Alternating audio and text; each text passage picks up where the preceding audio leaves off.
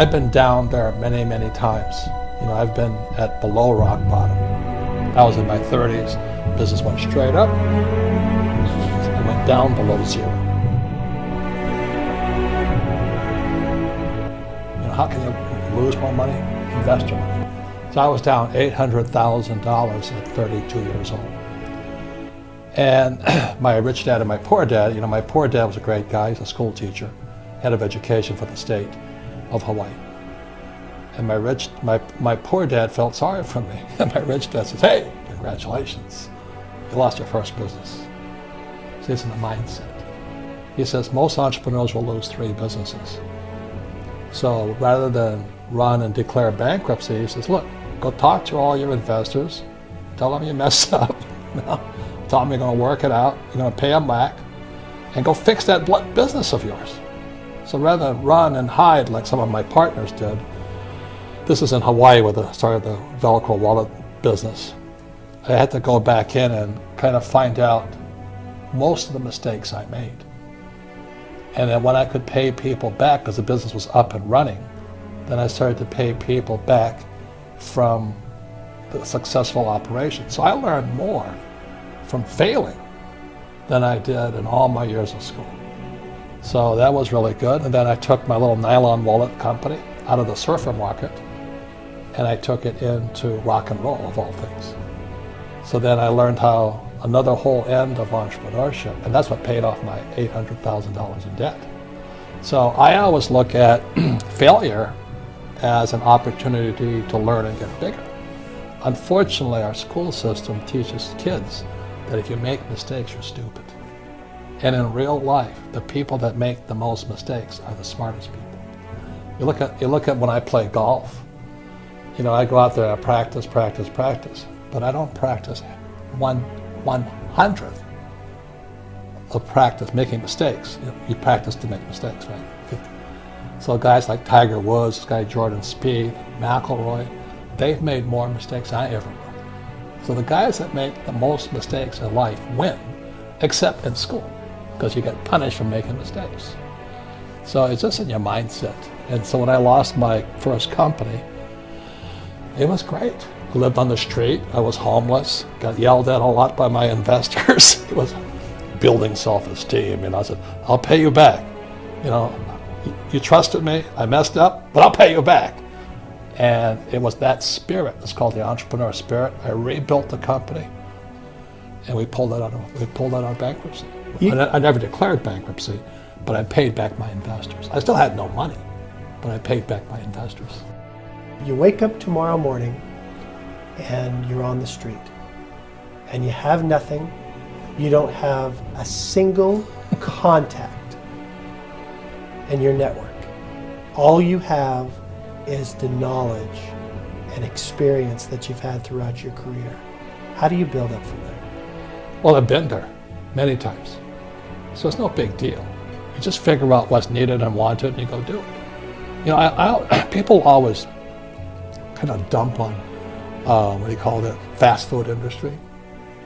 If I had to do it again, I'd go work for McDonald's. And the reason I go work for McDonald's, whether it's $7 an hour or 15, I don't really care. I don't really like McDonald's food, but they have the best business systems in the world. How else can a company take virtually non-college educated people and build a fast food industry across the world?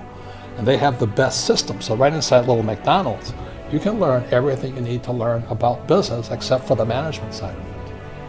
So I just go work at McDonald's so I can learn even more. So I look at life as learning. I'm constantly learning.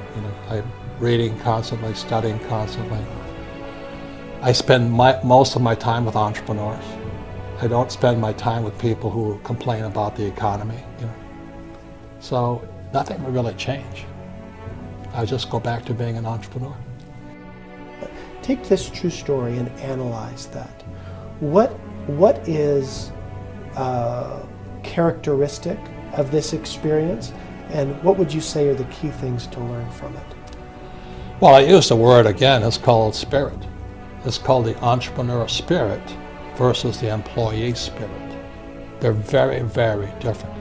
Because from the spirit goes to mindset. You know, an employee will always use the same words. I want a safe, secure job with a paycheck and benefits. That's not a very strong spirit. Whereas an entrepreneur will say, hey, I fell down, stand up. You know, that's all there is.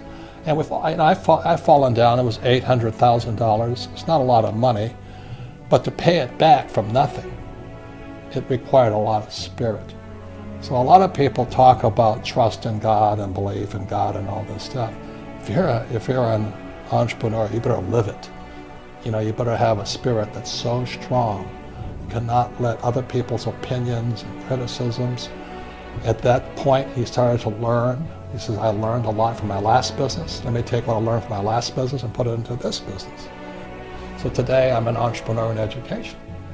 I teach entrepreneurship because I understand what entrepreneurship is. The other thing that qualifies me to be an entrepreneur, or a teacher, should I say, is I'm one of those kids who don't like school. You know, school is good for people who like school, but here was my poor dad, head of education, PhD, on the governor's board of Hawaii and all this stuff, and his kid, me, and I'm flunking out of school because I can't read, I can't write. I said I couldn't read, I couldn't write. I was bored out of my mind, you know. I was just, hey. So what I did instead was, that's when I met my rich dad, who was my best friend's father, and he used these things called a game. See, games are the best teaching tools. So when I'm playing this game, this is how the rich taught their kids battle strategies called chess. My rich dad taught me to be a rich man playing Monopoly. We played Monopoly hour after hour after hour. You know, the formula for great wealth of Monopoly is 4 greenhouses, 1 red hotel. So today in Arizona, I own 8,000 greenhouses and several red hotels. I just play Monopoly for real. So that's the power of a game, because a game engages me mentally, physically, because I actually have to move things, emotionally, because when somebody knocks me out, I better wake up. You know, I made a mistake. And spiritually, because it's spirit that wins. You know, if you just saw Golden State play the you know, everybody's, I mean, I love LeBron James, I love Cleveland, you know, but one guy cannot take on a team. And I think LeBron scored 60% of all the points in assists and all that, but a better team beat him. So when you look at business is the same thing. Business is a team sport. I have to have good accountants, good attorneys, good marketing guys, good tech guys, great staff. I have to have great leaders, you know. The trouble with most entrepreneurs are self-employed. So they quit their job. And you know, in America today, the SBA, the Small Business Administration, says there's 28 million small business owners. 28 million. 24 million are classified as non-employers. Remember, they're a one-man team. You know, they'd be like this guy, say, okay, I'm going to take you on. Are you crazy? But that's what most entrepreneurs are trying to do.